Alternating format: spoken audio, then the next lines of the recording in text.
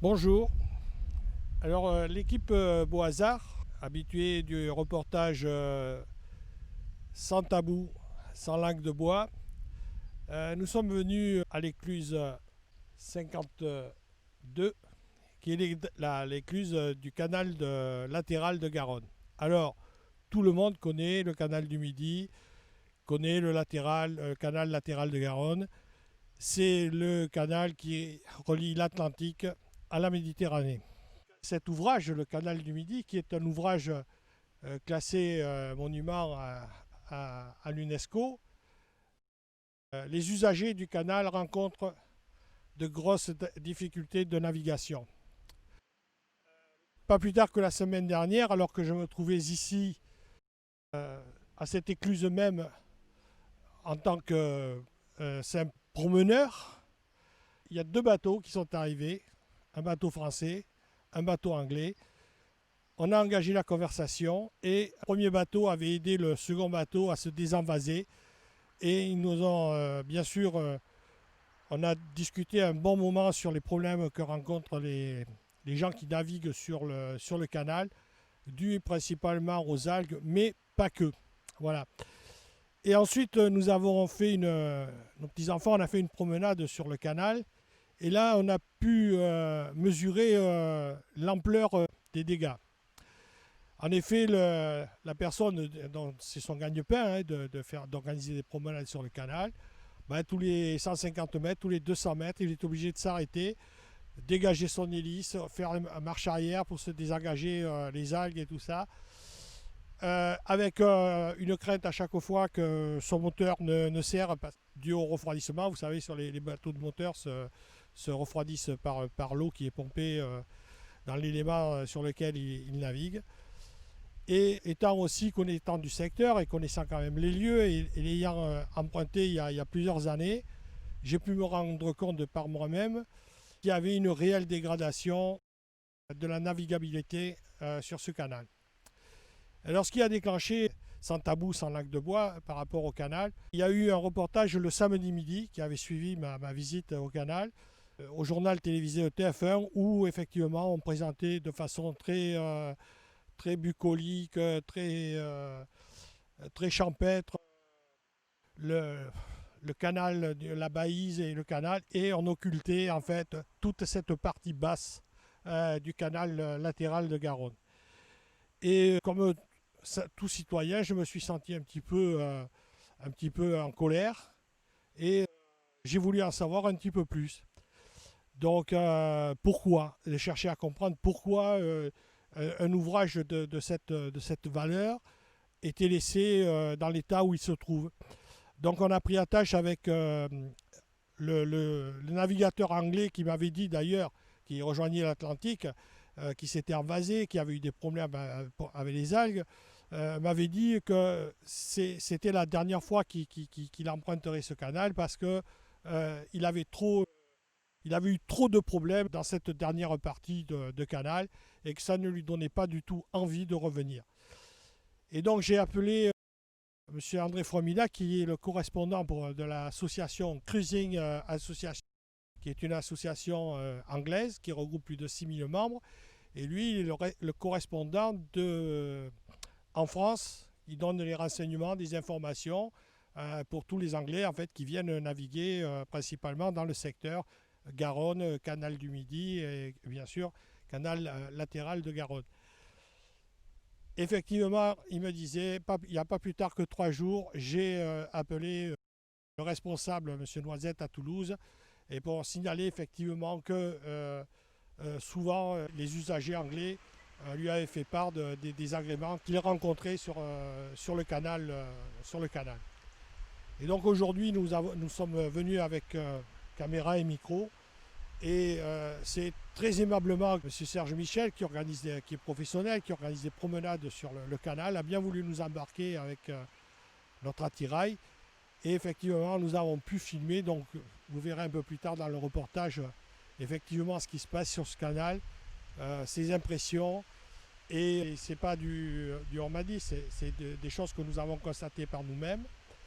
Donc nous avons pris attache avec les responsables locaux qui auraient cette responsabilité, qui nous ont renvoyé sur Toulouse au service de communication des voies navigables de France. Donc dès ce soir, nous allons faire un courrier et bien sûr nous attendrons un petit peu voir leur réponse. Voilà, nous mettons à leur disposition pour leur poser des questions et voilà, nous avons soulevé des problèmes. Comme nous faisons l'habitude, nous posons des problématiques et c'est à ceux qui ont les responsabilités d'apporter des réponses à le faire. Voilà, donc nous allons vous inviter à nous suivre sur le bateau de monsieur Serge Michel et on va découvrir un petit peu tout ce qui cause. Alors, entre-temps, quand même, on s'est renseigné un petit peu auprès de divers usagers, on a fait quelques recherches et effectivement, on s'est aperçu que les usagers, enfin ceux qui naviguent sur le canal, a baissé de façon très significative au fil des ans. Alors dû principalement, bien sûr, plus le problème des algues et le gros reproche qui est fait, c'est qu'en fait, il n'y a pas que le problème des algues. Il y a un sentiment d'abandon général des infrastructures. Il y a un gros problème aussi qui fait que le niveau du canal est plus bas, qu'il y a même des biefs qui sont complètement vidés parce qu'on pompe pour les arrosages. Et d'ailleurs, à l'instant où je vous parle, il y aurait des bateaux qui seraient bloqués parce qu'il y a un bief qui est complètement à sec un peu plus haut qu'au niveau de Marmande. Voilà.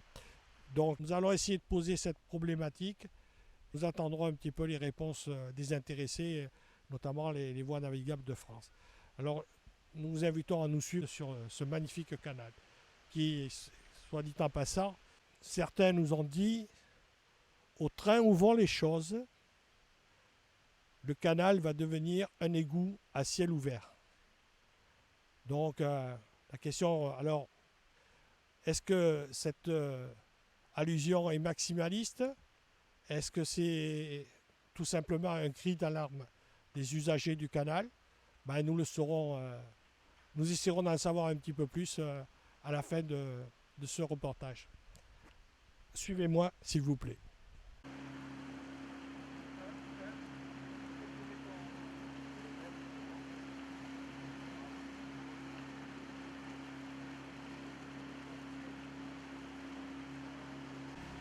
Nous sommes sur le canal latéral de Garonne. Nous venons de partir de l'écluse 50 à Bassane. Nous sommes sur le bateau avec Serge Michel, oui. Donc, moi, je suis, comment ça s'appelle, bateau passager sur le canal latéral à la Garonne. Donc vous, c'est votre gagne-pain. Naviguer sur le canal, c'est votre gagne-pain. Voilà, c'est vrai. Voilà, on fait ça 6 mois de l'année, du mois d'avril au mois d'octobre. On navigue sur le canal, voilà, pour promener. Et ça fait longtemps que vous faites ça? Non, depuis l'année dernière, on a créé cette société l'année dernière, en 2019. Et le canal, ça fait longtemps que vous le connaissez? Vous avez... Oui, le canal, je le connais depuis les années 2002 ici. Dans le canal latéral à la Garonne 2002. Donc vous l'avez vu évoluer dans sa navigabilité, dans son entretien. Vous l'avez vu, il a évolué en bien, vous direz, ou plutôt en mal? Je pense qu'il a évolué en mal, pas en bien. Voilà, alors pour tout dire, c'est que sur le canal, les plaisanciers qui empruntent ce fameux canal, qui est le canal latéral de la Garonne, qui rejoint le canal du Midi, ils rencontrent de grosses difficultés de navigation qui est due aux algues, à un défaut d'entretien. Les renseignements qu'on a pu obtenir auprès de plusieurs plaisanciers, tous sont unanimes, c'est qu'il y a une dégradation de navigabilité et d'entretien sur le canal. Et nous avons fait quelques recherches et on a pu aussi constater que de 2016, il y avait plus de 100 et quelques plaisanciers qui n'empruntaient plus le canal et qui étaient dus en partie à ces mauvaises conditions de navigabilité. Alors c'est dû à une algue qui envahit, qui Et cette algue, comme vous le verrez un petit peu plus loin, et déjà autour de nous, là, vous pouvez regarder, voir, c'est une vraie problématique pour ceux qui ont des bateaux. Elle se met dans les hélices, elle bouche les arrivées de refroidissement des moteurs. Sur ce bateau même, souvent il est obligé de s'arrêter pour désengorger l'hélice, pour même la faire tourner en marche arrière et en permanence surveiller le refroidissement. Et voilà, donc ce canal, il faut savoir, il permet de relier l'Atlantique à la Méditerranée. Bon, on va pas refaire l'historique du canal latéral de Garonne, mais toutes les personnes qu'on a pu rencontrer, avec lesquelles on a pu discuter, sont unanimes. Ce canal est en train de péricliter au point que certains ont employé le terme de dire que ça devenait un égout à ciel ouvert. Bien sûr, nous demanderons aux intéressés, qui est les VNF, pourquoi, comment on arrive à cette problématique. Vous voyez, par exemple, on arrive où vous avez des arbres qui pénètrent de plusieurs 4-5 mètres. Tu veux prendre l'arbre là pour montrer, voilà, et qui fait que à certains endroits, deux bateaux n'arrivent pas à se croiser. Là, il y en a un des deux qui doit s'arrêter. Voilà, alors il y a un côté qui est à peu près entretenu, et puis il y a un autre côté où la végétation regagne, quoi. Et, alors bien sûr, on est à l'ère de l'écologie, de se contenter du fait que la nature sauvage est en train de regagner, mais il faut savoir que ce canal a été construit par la main de l'homme et que son entretien, donc c'est pas un lieu naturel au sens où on pourrait l'entendre. Nous allons vous montrer quelques images qui vous feront toucher du doigt. Contrairement à un reportage qu'on a pu voir qui avait été fait par TF1, bon, et où on trouve qu'il y a eu un défaut de journaliste, où en fait où on a montré un petit peu le côté bisounours et le côté comment dire, commercial de la navigation sur les canaux et les voies navigables de France. Ben, nous, Boisard, avec dans son émission Sans langue de bois et Sans tabou et sans langue de bois, ben nous allons montrer l'envers du décor. De montrer aux gens en fait que tout n'est pas rose et que tout n'est pas aussi idyllique et comme on a voulu nous présenter les choses. Il faut savoir qu'il y a quand même des familles, des gens qui vivent de l'activité sur ce canal. Il y a une économie qui se fait autour et par ce canal. Et ce reportage, c'est un lancement, une alerte de dire attention, car il y a toute une économie qui est en train de se casser la figure autour de l'activité et de ce canal. Voilà, donc on vous donnera d'autres images un petit peu plus loin. Voilà, on va arriver, vous allez comprendre, si tu prends les algues là, de filmer là. Voilà, alors, et là on est dans des parties qui sont encore disons à peu près navigables, mais il y a des endroits où on m'a fait part que des gros bateaux de plus de 11 mètres, ça les freine tellement qu'ils ne sont même plus manœuvrables. Ça pourrait être un endroit de vie et de relation avec la nature. Et en fait, est-ce qu'on est près de la nature lorsqu'on est à proximité d'un égout ou sur un égout? Ben, je crois que c'est la question qu'il faudra se poser. Je reviens vers monsieur Serge Michel. Vous pourriez nous parler un petit peu du problème des algues? Alors le problème des algues qu'il y a en ce moment, c'est que moi avec mon petit bateau, mon moteur hors bord, je prends toutes les algues donc, dans le sabot du moteur. Donc je suis obligé de faire des marches arrière tous les 200 mètres à peu près, quand je suis dans les algues. Et donc ça fait chauffer le moteur. Donc l'année dernière j'ai eu un souci, j'ai cassé un moteur l'année dernière à l'écluse de Bassane. On était montant sur Bassane et j'ai cassé un moteur. Voilà, le problème des algues. Alors, ce qui serait intéressant, c'est qu'en fait, de se poser en termes de responsabilité par rapport aux causes, parce que je crois savoir que tous les usagers, et ce qui peut être explicable, vous payez une redevance à VNF. Oui, on paye une vignette, oui. Moi je suis professionnel, donc je paye une vignette professionnelle pour naviguer sur le canal latéral à la Garonne. Ouais. Voilà. Donc, un minimum, lorsque vous payez, c'est pour donner un ordre d'idée à nos téléspectateurs. Est-ce qu'on accepterait de prendre, payer un péage d'autoroute et que vous ne pourriez pas circuler dessus parce qu'il y aurait tellement de nids de poules et ça serait tellement dangereux que vous risqueriez de casser votre véhicule? Qu'est-ce que vous feriez dans ce cas-là? Alors, le vrai problème, c'est au-delà de tout discours, c'est de se poser les vraies questions. Est-ce que, comme monsieur a cassé son moteur, mais on a eu d'autres plaisanciers qui nous disent on est obligé de naviguer avec les yeux sur le manomètre de température et ça, ils sont obligés de s'arrêter, pareil, de nettoyer les entrées, etc. Il y a un problème juridique qui serait peut-être intéressant sur lequel on peut se pencher, c'est que lorsqu'on vous demande une participation de payer, est-ce qu'on n'est pas en droit d'attendre un minimum de navigabilité sur la partie et sur les lieux pour lesquels vous payez une taxe ou une vignette.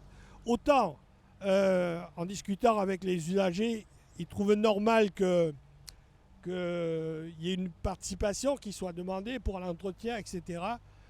Autant on pourrait exiger un minimum de navigabilité.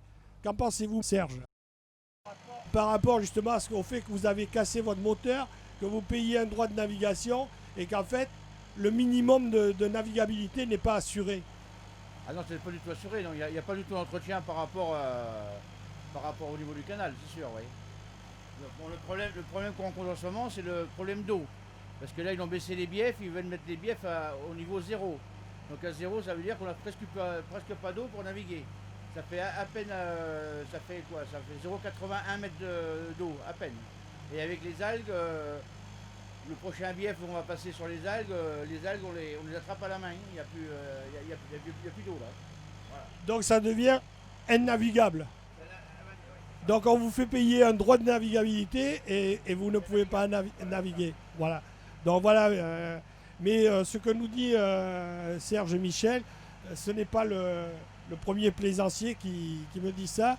Je me trouvais jeudi dernier à l'Écluse où un bateau, un plaisancier anglais s'était envasé, justement à cause de la baisse de ses niveaux, qui était due à une rupture de digue. C'est ça, une rupture de digue. Oui, voilà, c'est une rupture de digue qu'il y a eu dans le bief 50. Donc, juste après l'écluse de Bassane, à 50 mètres sur la droite de Bassane, il y a une rupture de digue il y a 8 jours à peu près. Ouais, voilà. Et donc ils l'ont réparé vite fait et bien fait, mais pour l'instant ça fuit toujours. Voilà, donc ce marin anglais que j'avais vu à l'écluse 54 nous expliquait qu'effectivement il s'était envasé dû à la baisse de niveau et il y avait un deuxième plaisancier qui l'avait aidé à se désenvaser. Le premier rejoignait Bègle, le second rejoignait l'Atlantique et ce navigateur anglais nous a fait part justement c'était pas la première fois qu'il empruntait et que effectivement il a plus envie de revenir dans ces conditions de navigabilité. Ce qui expliquerait aussi pourquoi cette baisse de plaisanciers sur le canal latéral de la Garonne. Alors la vraie question qu'il faut se poser, si on revient au reportage idyllique que TF1 a présenté, est-ce que les gens qui ont des bateaux à Casse-Tête ou dans d'autres ports, faudra-t-il qu'ils les portent par la route pour arriver à naviguer jusqu'à Buzet ou sur la Baïse? Voilà. Donc après je pense qu'il y a un certain nombre de vraies questions qu'il faut que les responsables se posent. Voilà. Donc là c'est encore à peu près acceptable. Mais il y a des endroits où vraiment c'est vraiment des épaisseurs et il y a un vrai danger pour le matériel. Et puis voilà, ça devient naviguer dans ces conditions, c'est plus un plaisir, quoi. Ça devient très terrible, ça devient dur. Alors il faut savoir aussi que quand vous avez une affaire comme celle de Serge Michel, où effectivement il y a des rotations qui se font, le fait de s'arrêter de nettoyer, de repartir, bah, ça lui ampute largement le fait de ses rotations et de sa rentabilité de son matériel.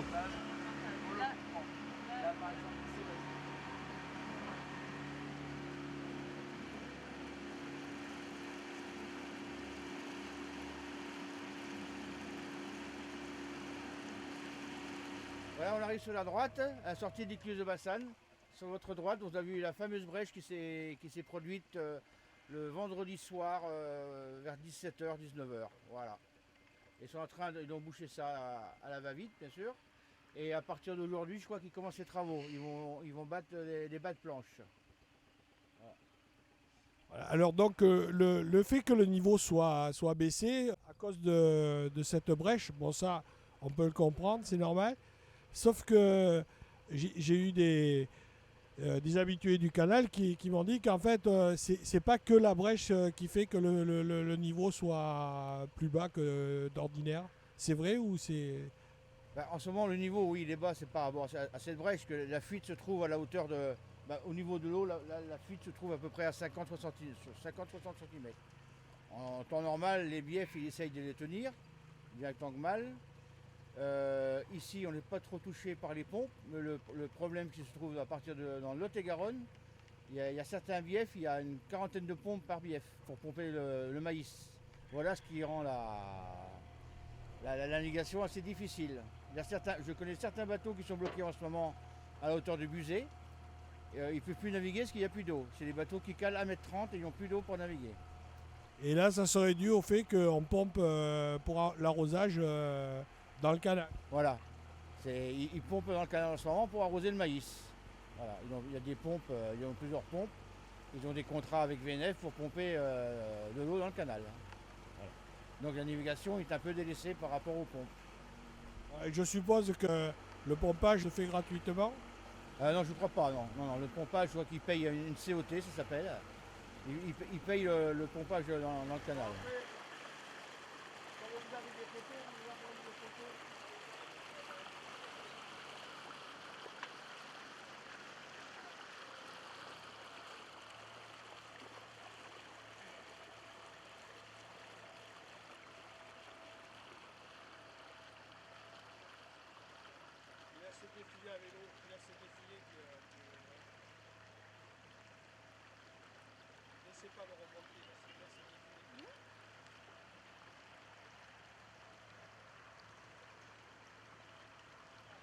Et là, il manque à peu près 20 cm. Et de l'autre côté, c'est pire. Voilà.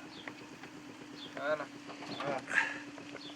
Et donc maintenant, il y a le chef d'agent qui décide de mettre cette année les biefs à zéro. Ils disent de mettre ça à zéro. Donc alors, comme l'eau est basse, ben, on ne peut plus naviguer correctement.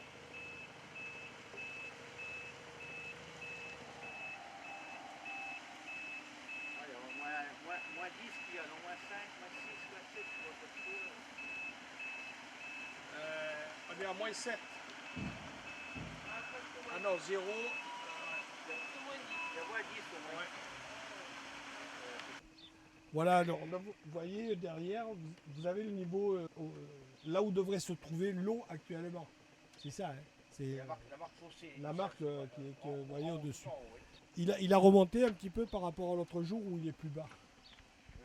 Normalement, il doit être comme l'autre jour, il doit manquer, on va savoir peut-être avant l'écluse, il va nous manquer à peu près 50 cm, c'est pas plus. Voilà, donc en moyenne il manque 50 cm d'eau. À savoir que le niveau normal c'est 1,80 m à peu près. Oui, Mais là, compte tenu de tout ça, il reste quoi, 1,50 m? il doit rester 1,20 m, un petit mètre. En ce moment, il doit rester 1,20 m à peu près de profondeur d'eau. Quand son niveau est normal, c'est 1,20 m à peu près en ce moment, 1,20 m, 1,30 m. Et le niveau normal de navigabilité, il est de combien normalement, 1,80 m? À la base, c'est 1,80 m à la base, oui, quand c'était construit. Mais maintenant, ça ne se fait plus. Hein. Depuis des années, on navigue au 1,40 m, hein. À peu près au 1,40 m. Donc quand vous avez 1,40 m, si vous sortez encore 25 ou 30 cm, vous voyez un petit peu ce qui reste pour naviguer. À ça, vous ajoutez les algues. Voilà, un magnifique tapis d'algues. Voilà, c'est vrai, c'est une vraie partie de plaisir pour ceux qui empruntent le canal. Voilà, on arrive dans l'écluse de Bassane, mais comme le niveau d'eau est très bas, et mon bateau, je passe en dessous de la cellule, normalement le niveau d'eau se trouve au moins 30 cm au-dessus du niveau. Donc j'ai fabriqué cette fameuse raquette pour déclencher l'écluse. Voilà, normalement la cellule, c'est le. Vous voyez, c'est comme des petites caméras. Et ça déclenche, ça prend le passage du bateau. Voilà. Voilà, donc vous voyez, malgré l'ouverture et que l'écluse se soit purgée, on voit le tapis d'algues qui reste, et il y a des endroits où c'est vraiment c'est compact, quoi. Jeudi dernier, par exemple, quand on avait emprunté l'écluse, on avait un tapis de 20 cm d'épaisseur d'algues dans l'écluse. Voilà. Et effectivement, quand vous avez un tel tapis, votre bateau, voilà, il devient immanœuvrable. Enfin, pour ceux qui. Là, on voit bien le niveau. Voilà. Là, vous Là, voyez. le niveau, là, le niveau de l'écluse, là, on voit le trait blanc. Alors, en ce moment, la trace foncée, c'est le niveau qui est en ce moment le niveau d'eau dans l'écluse. Donc, il vous manque à peu près 30 cm, un bon 30 cm. Oh oui, On voit la différence, 30-40 cm. oui, bonjour. Vous êtes la responsable du chantier Aquitaine, c'est ça? En fait, on fait un reportage sur le canal latéral de Garonne et on m'avait donné un numéro de téléphone dans le vôtre. Vous réparez les bateaux, enfin tout ça, c'est un petit peu ça, quoi. C'était pour vous demander, vous savez, il y a le gros problème des algues dans le canal qui est un vrai problème de navigation. Et c'était pour savoir éventuellement si vous, de votre côté, effectivement, vous aviez enregistré comment dire, une augmentation des pannes. Aussi, on m'a dit qu'il n'y avait pas que ça, il y avait aussi, au fil des ans, les habitués trouvaient que en fait, c'était l'ensemble qui était un petit peu négligé au niveau entretien. Et voilà, donc c'était pour savoir éventuellement si vous aviez les mêmes échos, comme vous voyez pas mal de plaisanciers. Voilà. Si ça confirme un petit peu le malaise que l'on ressent. Ils voient l'évolution qu'il y a sur.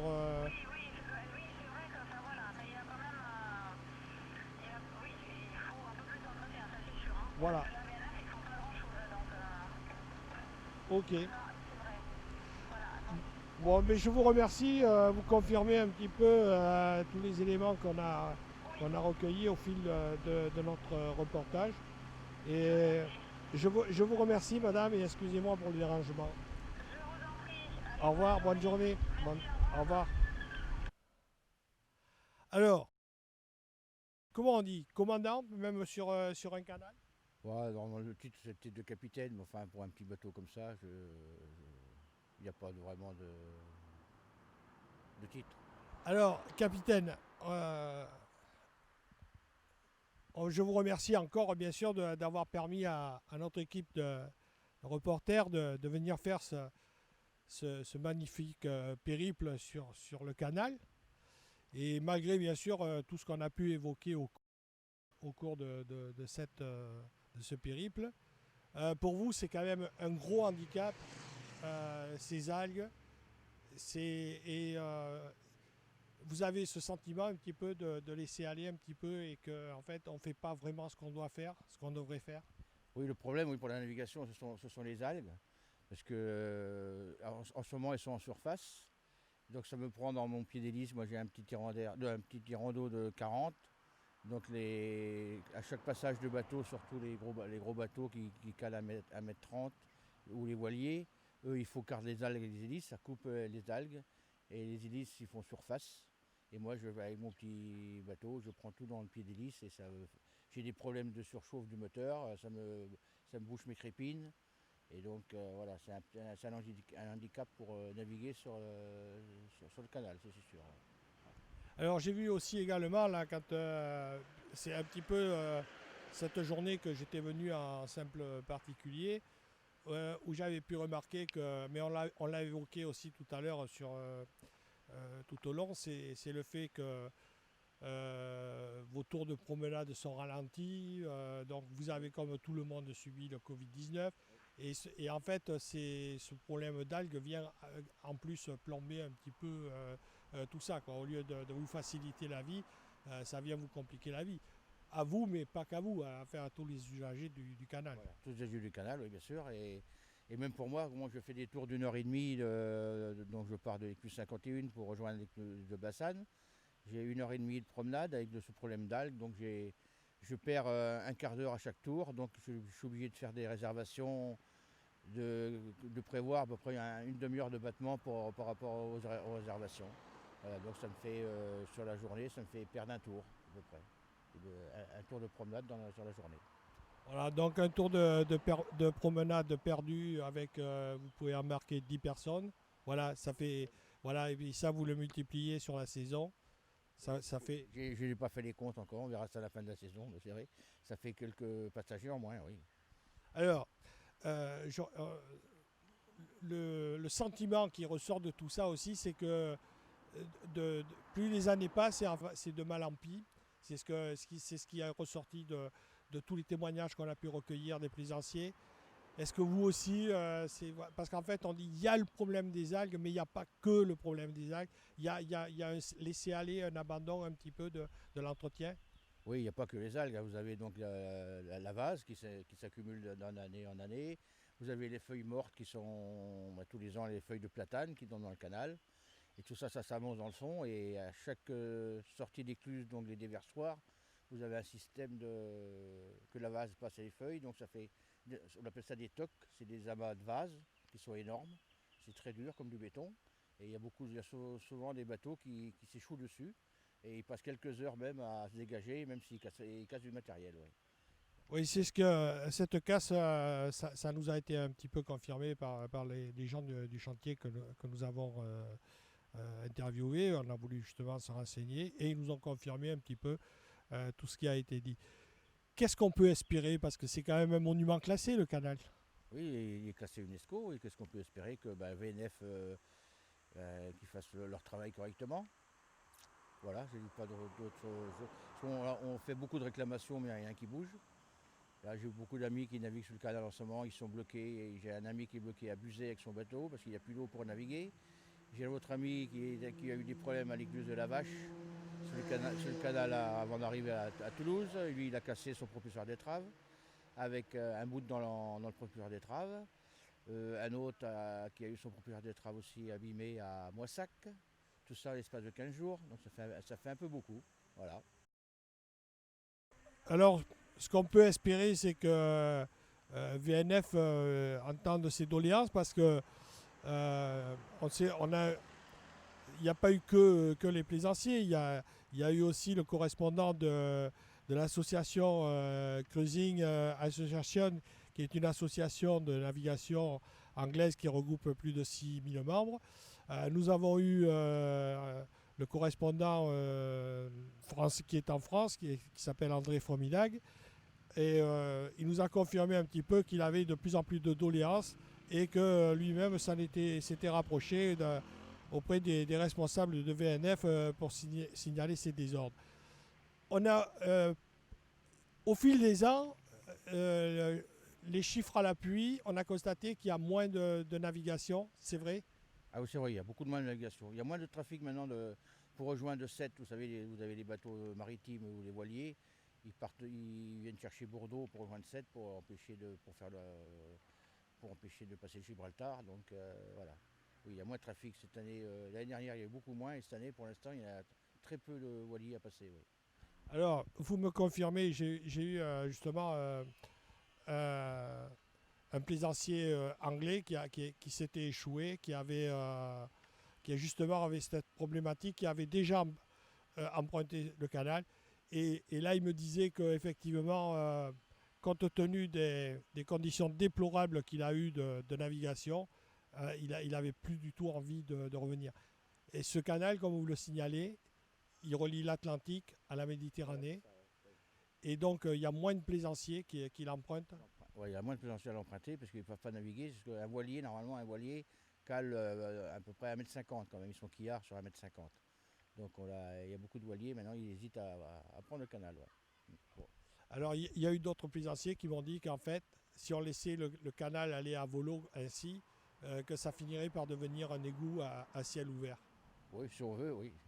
On peut penser à tout, oui, voilà, c'est ça, oui. En fait, c'est un cri d'alarme, cet égout à ciel ouvert.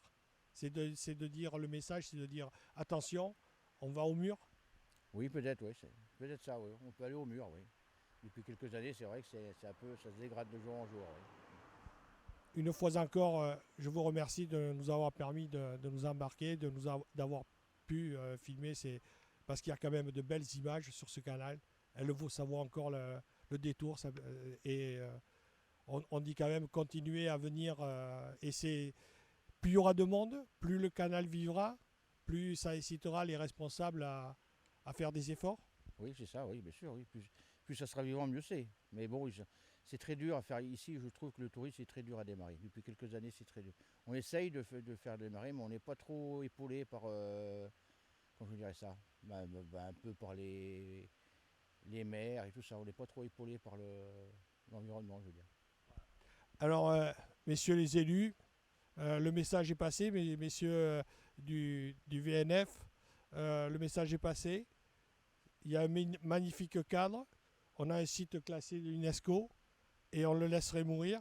Voilà, avec cette histoire de coronavirus, on n'a pas besoin de traverser toute l'Europe pour voir des endroits magnifiques tout le long. C'est quoi? C'est un livre d'images qui se déroule? Oui, c'est un livre d'image, oui, bien sûr. Oui. Il y a plein de choses à voir, c'est magnifique, voilà, c'est. Comment je dirais ça, moi. Les oiseaux. Voilà, la faune, il y a la faune, oui, il y a beaucoup de faune. Ah, voilà, la faune et la flore, voilà. Et les algues. Et les algues. Je vous remercie, Serge Michel. Moi qui vous remercie. Au revoir. Au revoir. Et bon vent. On dit pas bon vent. Bon vent, c'est pour les voiliers. Oui, généralement, ouais. Qu'est-ce qu'on dit? On dit bon vent. Bon vent aussi. Voilà. Merci. Je vous remercie. À bientôt. Alors, bien sûr, nous avons essayé de prendre attache avec VNF, les responsables de VNF. Ça a été un petit peu difficile, mais enfin, nous avons pu avoir la personne compétente et concernée, en la personne de M. Dominique Barras, qui a pris ses fonctions il y a environ un an, un peu plus d'un an, à la direction territoriale sud-ouest. M. Barras, lui, a la responsabilité de la partie du sud-ouest, hein, c'est-à-dire Castet-en-Dorte jusqu'à Buzet, Agen, enfin toute cette partie-là, du sud-ouest. Mais pas seulement, c'est pour ça que nous sommes aussi aujourd'hui à Langoiran, pas seulement le canal latéral de Garonne, mais aussi la Garonne.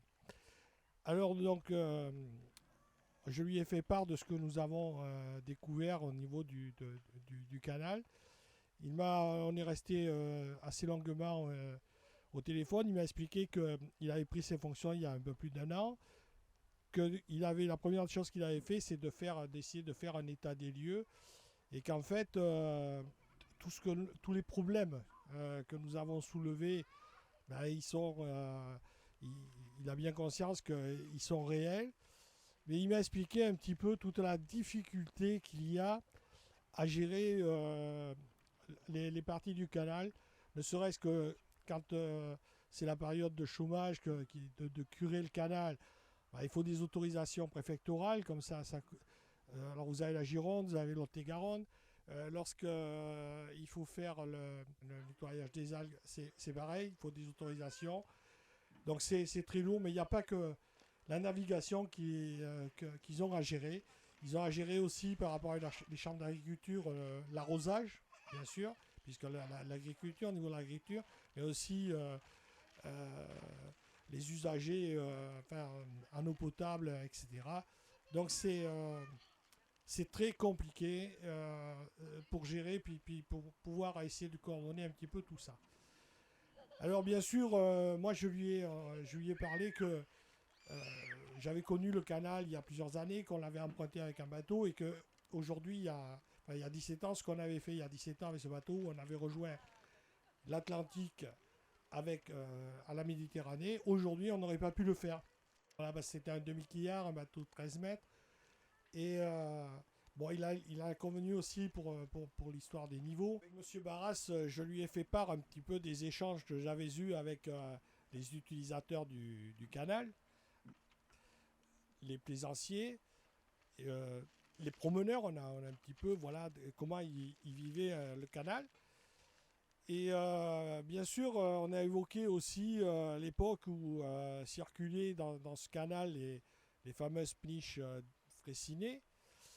Et automatiquement, les questions qui sont venues, c'est effectivement, pour ceux qui connaissent un petit peu la navigation, ces péniches avaient un rôle un petit peu d'agent nettoyeur, puisqu'elle passait assez près du fond. Donc ça curait un petit peu le canal. Il y avait des mécanismes auto-nettoyants qui se faisaient. Alors, on peut s'étonner, alors ça c'est une observation personnelle, que les écolos ne se soient pas un petit peu penchés sur la question. Euh, une péniche, elle peut porter 250 à 300 tonnes de frais. Alors quand j'ai évoqué ce problème avec M. Barras, il m'a dit, vous avez raison, mais ce qui coûte le plus cher, c'est le dernier kilomètre pour les marchandises, parce qu'il faut un relais ferroviaire ou autoroutier. Et je lui ai rappelé alors qu'à Langon, nous avions quand même un endroit qui recevait les pièces d'Airbus, qui était quand même assez équipé pour recevoir du volume. Qu'à Toulouse, c'est un petit peu la même chose. Et qu'il y a du fret qui n'est pas, disons, de denrées périssables qui pourraient circuler sur ce canal, vu que certaines péniches, il y a eu des essais de fait qui fonctionnent uniquement au solaire. Voilà. Donc il y a des choses à faire. Et effectivement, pour lui, on ne pourra pas traiter le problème du canal sans en éludant le côté commercial qui pourrait y avoir. Alors le côté commercial, bien sûr, c'est par rapport à ce frais, par rapport à peut-être un petit peu plus de navigabilité. Au niveau des points, des ports qu'il y a tout le long du canal, il faudrait peut-être une participation aussi un petit peu plus active des offices de tourisme, que les élus qui sont concernés par la traversée du canal ben, peut-être s'intéressent. Alors cette émission, enfin ce reportage que nous avons fait, il était principalement pour poser la problématique. Voilà, nous on a dit qu'il y a un vrai problème d'environnement. Pour nous, l'environnement, ce n'est pas l'affaire que des écologistes, c'est l'affaire de tout le monde. Et d'ailleurs, à ce sujet, M. Barras nous a invités le 3 septembre. Il va y avoir une réunion à Damazan à l'initiative de la société Valorisons. Cette réunion sera peut-être importante, peut-être primordiale. Donc il nous a invités à y participer. Bien sûr, nous y rendrons, mais là, ça fera l'objet d'un deuxième volet. Et par contre, ce que je voudrais vous inviter, c'est vous montrer, là, vous voyez, avec qui nous avons réalisé ce reportage, là, Hugo et Estelle, si vous voulez, si vous pouvez venir, venez. Voilà, j'ai réalisé ce reportage avec Hugo, comme vous voyez, qui a pris le son, Estelle à la caméra. Et moi, j'aimerais m'adresser à cette génération-là. C'est de leur dire, si vous ne vous intéressez pas à ce qui se passe auprès de chez vous, autour de chez vous, au niveau de l'environnement, c'est vous qui allez payer cash. Voilà, moi, je suis une génération qui arrive en fin de parcours. Et moi, j'invite... donc vous avez découvert un petit peu la réalité de ce qu'est un petit peu l'écologie, les problématiques écologiques. Hugo, qu'est-ce que tu peux nous dire 2-3 mots, comment tu l'as vécu, ce reportage? Bah, déjà, grâce à ceci, il faut savoir que c'est quelque chose de très impactant et qu'il faudrait beaucoup plus faire attention. C'est pas seulement un reportage qui est là pour simplement dire regardez ce qui se passe et juste regarder, mais c'est vraiment quelque chose dont on doit prendre conscience. Il y a tellement de beaux endroits, d'endroits magnifiques qu'on est presque en train de rater en les oubliant, en ne pas prendre en soin d'eux. que c'est quelque chose de beaucoup plus important et que c'est pas un problème de juste des personnes qui s'en occupent. On peut tous, que ce soit une génération, d'autres personnes, n'importe qui, peut mettre la main à la pâte et aider rien qu'avec sa personne, faire quelque chose pour ces merveilleux endroits. Merci Hugo. Estelle? Je suis dans son camp. Je dis déjà, tout le monde peut faire un geste, ne serait-ce que arrêter de prendre les endroits qui sont magnifiques comme poubelles, arrêter de jeter les poubelles n'importe où. Enfin voilà, il y a des déchetteries qui sont là. Parce que quand on s'est baladé sur le canal, on a vu quand même par exemple un tambour de machine à laver. Donc on va dire que ce cadre magnifique a été un peu bafoué. Donc tout le monde peut faire un geste en arrêtant de jeter tout et n'importe quoi partout. Et déjà, ça fera un peu plus propre et on aura de beaux paysages dans l'avenir. Quand il y a eu plusieurs plaisanciers qui nous ont dit, dont un nous a dit que si nous ne faisons rien pour le canal latéral, ça deviendrait un égout à ciel ouvert. Est-ce que c'était... ce qu'il nous a dit, c'était prémonitoire ou est-ce que c'est un cri d'alarme? Je pense que c'est plus un cri d'alarme quand même parce que c'est bien vrai. On a vu quand même beaucoup de choses qui étaient un peu délaissées ou enfin voilà, qui les gens ne font pas attention. Donc c'est plus un cri d'alarme, je pense. Hugo? Ça pourrait sembler comme un simple jeu de mots ou comme une blague qu'on pourrait dire comme ça, mais c'est un problème très alarmant et c'est un endroit tellement infime que juste dire ça, ce n'est pas simplement dire regardez ce qui va devenir, mais regardez ce qu'il pourrait devenir si on ne fait rien. Les dégâts commencent déjà à arriver, on voit déjà rien qu'avec les déchets qu'il y a partout. On devrait prendre conscience et on devrait beaucoup plus travailler sur ça. Est-ce que on pourrait dire que avant de vouloir sauver la planète à l'autre bout de la Terre, on pourrait essayer d'intervenir à notre échelle juste à côté de chez nous? C'est un petit peu ce qu'on essaye de dire sur tout ça. N'essayez pas d'aller plus loin, de faire des choses qui sont incroyables. Déjà, commencez à faire des choses importantes près de chez vous et tout simplement avec ce que vous faites d'habitude. C'est pour vous qu'on doit faire ça. C'est pour vous, c'est pour nous-mêmes, c'est pour votre famille, c'est pour tout le monde qu'on doit essayer de faire du bien à la planète. C'est quand même un bel endroit, faut le protéger. Merci Hugo. Oui, c'est pour laisser aussi aux générations futures un bel endroit, pas une déchetterie, parce que les gens, si on les laisse faire, la France va devenir une déchetterie un peu partout. Donc voilà, continuer le recyclage à la maison, ne pas jeter ses détritus par-ci par-là, jeter les verres, enfin faire les recyclages normalement. Est-ce que le message serait aussi que il faudrait qu'on se mobilise un petit peu plus, qu'on pose des questions, qu'on fasse bouger les choses autour de chez nous pour faire avancer les choses dans le bon sens? Oui, c'est déjà en parler un peu à notre entourage, qui notre entourage va en parler de leur côté aussi, pour voilà, essayer de réduire un peu ça. Peut-être que ce reportage n'a pas autant d'impact qu'une affiche, qu'un message ou qu'une simple publication que vous avez vue sur n'importe quel réseau social, mais c'est quelque chose de très important et qu'on essaye de parler et qu'on essaye de faire tourner le plus. Donc c'est plutôt important et il faut faire quelque chose. Il faut qu'on travaille sur ça. Au nom de Beauhasard, je remercie Monsieur Barras pour son invitation, également pour la longue discussion que nous avons pu avoir tous les deux. Donc c'est un dossier qu'on va suivre. On fera un deuxième volet. Et puis on va quand même se quitter sur une note un petit peu. On va vous passer quelques images. Vous verrez que le canal, c'est pas seulement une promenade où, j'allais dire, allez, je vais être un petit peu provocateur, où les écolos viennent promener leur jolie tenue fluo avec bandeau et tout ça. Le canal, c'est autre chose. C'est un bassin de vie. Voilà, Et quand M. Barras dit qu'il faut redonner de la vie et que avec l'économie aussi, remettre du commerce, remettre de la vie économique autour du canal, sur ce point-là, je le rejoins. Donc c'est un dossier que nous allons suivre. Donc rendez-vous après le 3 septembre, on va voir ce qui va se passer, quelles orientations vont être prises.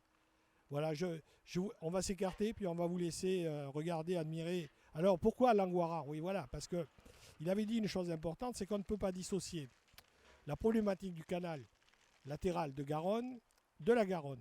Et il faut savoir que vous voyez le quai à Langoiran, pourquoi nous avons terminé notre reportage ici? Parce que ce quai qui a été aménagé, quand vous allez le voir un petit peu, on va vous donner quelques images, il a été fait en collaboration avec VNF, la mairie de Langoiran, le département, je crois, pour les principaux. Si j'oublie des partenaires qui m'en excusent. Et voilà, donc voilà, ce qui est important, c'est que quand il y a une volonté d'interagir, ça se fait.